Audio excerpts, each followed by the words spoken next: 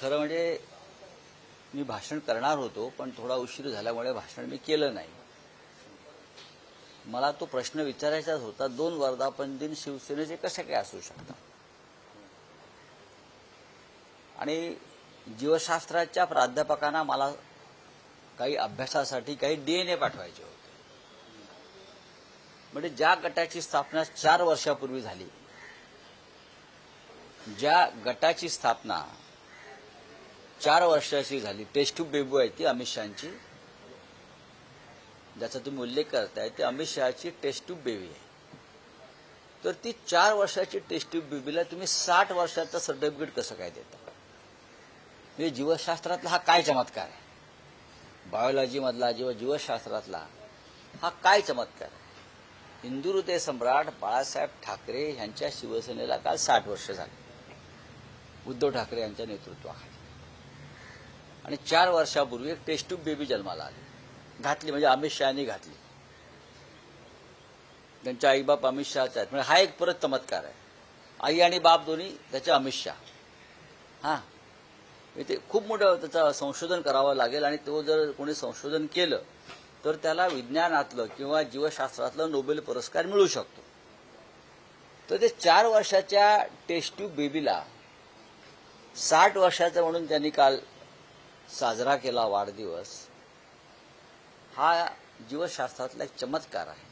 तर त्यांचा DNA काढावा लागेल आणि लॅबोरेटरीत पाठवावा लागेल की 4 वर्षाची 60 वर्ष कशी झाली. अर्थात आमचा मूळ शिवसेनेचा, खऱ्या शिवसेनेचा वर्धापन दिन 60वा आपण पाहिला असेल. काल जल्लोषात साजरा झाला, ओव्हरफ्लो होता, माणसं आणावी लागली नाहीत, उगाच नरडी फोडून भाषणं करावी लागली नाहीत, शिरा ताणाव्या लागल्या नाहीत.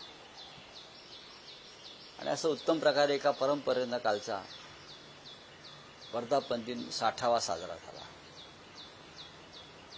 उद्धवजींचं भाषण आपण ऐकलं असेल.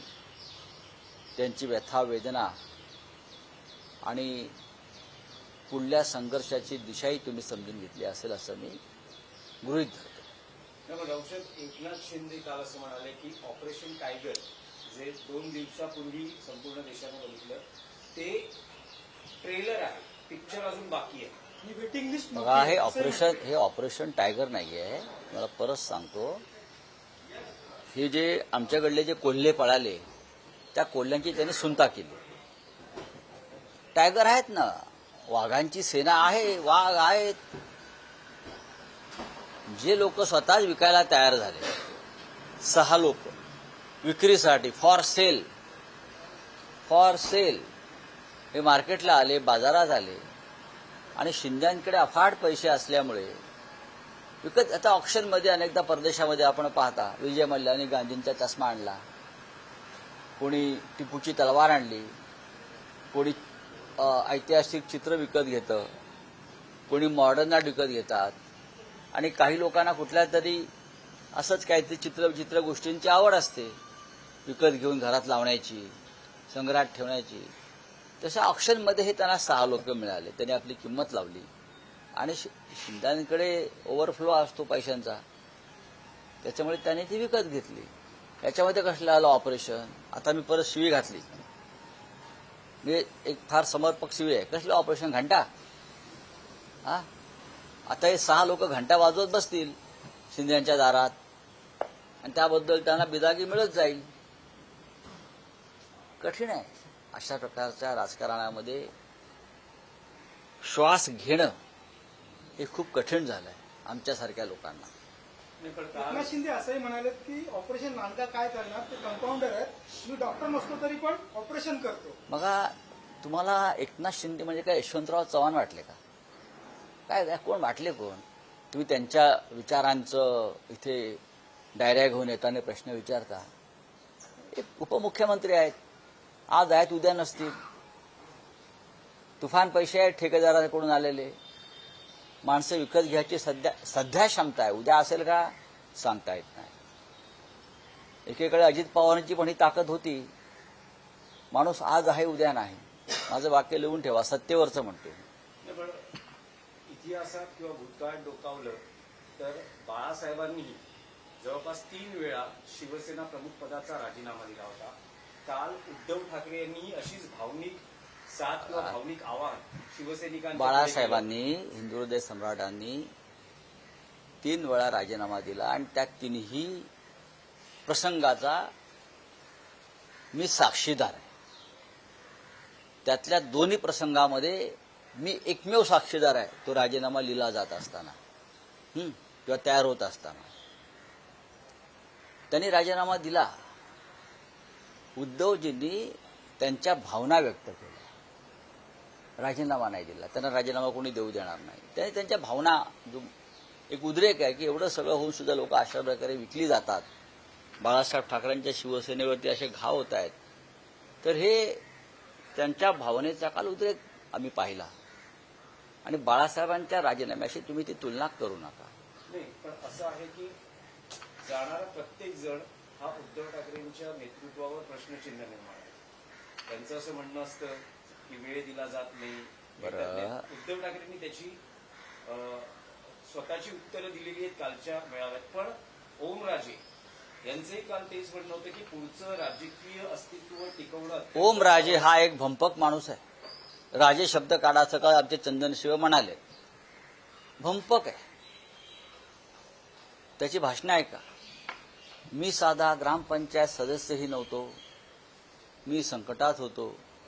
उद्धव ठाकरे यांनी माझं बोट धरून मला आमदार केलं. मला 2 वेळा खासदार केलं. मी त्यांचे ऋण आयुष्यात विसरणार नाही. मी त्यांना माझ्या जीवनभरात कधी सोडणार नाही.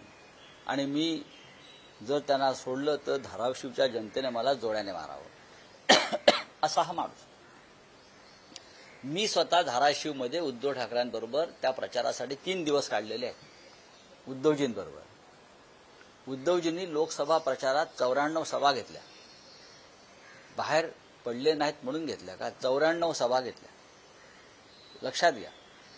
कुणी घेतल्या एवढ्या सभा? कोणासाठी? चिन्ह आणि पक्ष जाऊन सुद्धा 9 खासदार निवडून आणले. 10वी जागा आमची चोरली शिंद्यांनी. फोन केला त्या वंदना सूर्यवंशीला, रिटर्निंग ऑफिसर, आणि म्हटलं निर्णय जाहीर करून टाक, रिकाउंटिंगची गरज नाही. ती बाई पण दलाल होती. तिने आदेश ऐकला. नाही, ती जागा आमची आहे. ती शिंद्यांची दलाल होती, एजंट होती. तिच्यावर नंतर काय भ्रष्टाचाराचे कसे केसेस आणि आरोप झाले आणि कारवाया झाल्या आपण पाहिलं असेल त्या बाईवर.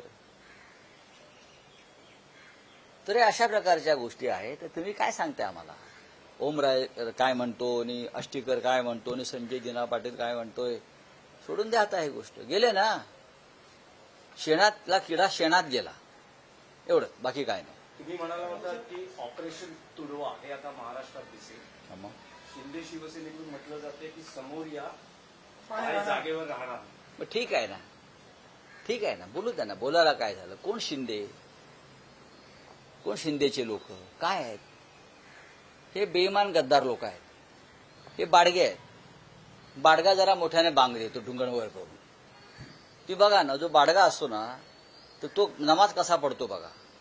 तो त्याचे ढुंगण जरा जास्त वर करतो आणि जरा जास्त बांग देतो मोठ्याने. तसे हे सगळे बाडगे आहेत. निष्ठा असायला, पण निष्ठेचं मोल कळायला खरे आईबाप असावे लागतात. खरं आईबाबाचा पोरगा असो ना, त्याला निष्ठा माहिती असते काय असते. आई नेक असावी लागते आणि बाप सुद्धा नेक असावा लागतो. दुसऱ्यांच्या आईबापांनी पोचलेली पोरांना निष्ठा कळणार नाही. आमचा आईबाप खरा आहे, बाळासाहेब ठाकरे. रावसाहेब, शिवसेनेने आमचे 6 नगरसेवक फोडले होते. आता त्यांचे 6 खासदार फुटले. कालाय कसमे नमा असं संदीप देशपांडे. मला माहिती नाही रावसाहेब, पण त्यात एक असं आहे की 2 शिवसेना एकमेकांशी भांडतायत, आरोप प्रत्यारोप, आव्हानं दिली जात आहेत. जे भाजपला अपेक्षित आहे किंवा जे शिवसेनेचे राजकीय विरोधक आहेत, जे अपेक्षित आहे तेच घडतं आहे. नाही, ते आम्ही घडवत नसून भारतीय जनता पक्षानं आमच्यातला एक गट फोडून त्यांना त्यांच्या माध्यमातून ते गोळीबार करतायत किंवा चिखलफेक करतायत. संपूर्ण देशभरात भारतीय जनता पक्ष हेच करत आलेला आहे. हे समोरच्यांना कळलं पाहिजे की त्यांचा वापर होतो आणि हे तुमची गरज संपली की तुम्हाला उकिरड्यावर फेकून दिलं जाईल हे सुद्धा त्यांना लक्षात आलं पाहिजे. आज तुम्हाला ते खांद्यावर घेऊन नाचवतायत कारण त्यांना बाळासाहेब ठाकरेंच्या शिवसेनेला त्रास द्यायचा आहे. पण आम्ही त्रास करून घेणारी माणसं नाही. आमच्या चेहऱ्यावर तुम्ही कधी बघा आम्ही प्रसन्न असतो. कारण काल तुम्ही ऐकलं असेल की शिवसेनेचा जन्म हा सत्तेसाठी झाला नाही. ठीक आहे ना, निवडणुका होतात, लढतो, यश अपयश येतं. ज्यांना वाटते की शिवसेनेचा जन्म हा सत्तेसाठीच असायला पाहिजे त्यांनी पक्ष सोडला किंवा पैशासाठी असायला पाहिजे त्यांनी पक्ष सोडला. ते 6 खासदार कशा करता गेले? रोहित पवारांनी 85 कोटीचा आकडा दिला. म्हणजे मी पण तो सांगत होतो ना, हा आकडा बरोबर आलाय बाहेर. त्यापैकी 15-15 कोटी परवा दिल्लीत आले तेव्हा दिला. जयपूरला जाण्याआधी 10-10 कोटी रुपये दिले आणि परत त्यांना मंत्रिपदासाठी त्यांची स्पर्धा जी मारामाऱ्या सुरू आहेत ते शांत करण्यासाठी एक्स्ट्रा 25 कोटी. तो 85 कोटीचा हिशोब वेगळाच आहे. हे एक्स्ट्रामध्ये सांगतोय मी, हे एक्स्ट्रा म्हणजे आता एकच मंत्री करणार कोणाला तरी असं म्हणतात ते. मग उरलेले 5 जण म्हणतात हमारा क्या भाई, आमचं काय, आता आम्ही परत जातो, अशा धमक्या ब्लॅकमेल तिथे करतात. मग त्यांना पुन्हा जादा 25-25 कोटी. म्हणजे या पद्धतीनं जर पैशाचा वापर राजकारणात होत असेल तर तुम्ही कशी काय स्पर्धा करणार पैशाची? तुम्ही कामाची आणि विचारांची स्पर्धा करू शकता. कसला विचार? आता प्रबोधनकार ठाकरे का शिंदेचे आजोबा आहेत काय? सांगा ना मला. हा, प्रबोधनकार ठाकरे हा यांना काय त्यांनी काय शिंदेना मांडीवर खेळवलंय? उद्धव ठाकरेंना खेळवलाय, राज ठाकरेंना खेळवलाय. कसले विचारांचे वारसे घेऊन बसले तुम्ही? पैशाची ताकद आहे तोपर्यंत भाषणं तुमची लोक पैसे देऊन ऐकतील. भाषणं ऐकायला लोक पैसे देऊन आणतात. आम्हाला फार शिकवू नका. ठीक आहे, आम्हाला शिव्या घालायच्या त्या घाला, बोलत राहा तुम्ही, जनतेला माहिती आहे. चला, पत्रावर 7 जणांच्या सह्या होत्या. रामदास कदमांनी क्या होता वो ट्रेलर? क्या इतना सीरियस लेते हो आप एकनाथ शिंदे को? इतना सीरियस लेना छोड़ दीजिए. कोई महान आदमी नहीं है. एक बेईमान शिवसेने से टूटा हुआ एक बेईमान लीडर है. आप उनको सीरियसली लेते हो. आप शुभेंदु अधिकारी को क्या शुभेंदु अधिकारी को सीरियसली लेते हो? ये सब बेईमान लोग हैं. जिस थाली में खाया है ये लोगों ने उस थाली में छेद करके चले गए हैं. कोई भी हो, उनका सीरियस जब तक सत्ता उनके हाथ में है और पैसा हाथ में है तब तक इस प्रकार की बातें वो करते रहेंगे. जिस दिन ये सब निकल जाएंगे हाथ से तो जनता उनको उनके बदन पर कपड़े नहीं रखेंगे. आप देखो,